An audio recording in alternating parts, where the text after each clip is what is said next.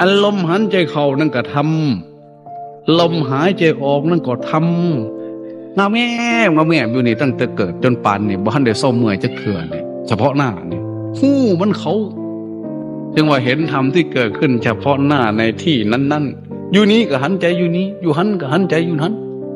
ไม่งอนแง่นคลอนแคลนพอกพูนอาการที่รู้อย่างนั้นไว้ความคิดเกิดขึ้นเดี๋ยวนี้รู้มันขณะนี้ความคิดปัจจุบันนี้ถ้าอย่างนี้ก็จะเป็นผู้เข้าถึงปัจจุบันธรรม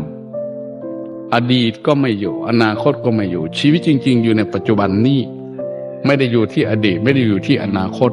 เมื่อมาถึงปัจจุบันเห็นได้อย่างชัดเจนก็จะไม่มีความทุกข์เพราะว่าจริงๆแล้วพวกเราไม่ค่อยจะอยู่กับปัจจุบันนั่งอยู่นี่พุ่นคืดเมื่อบ้านพุ่น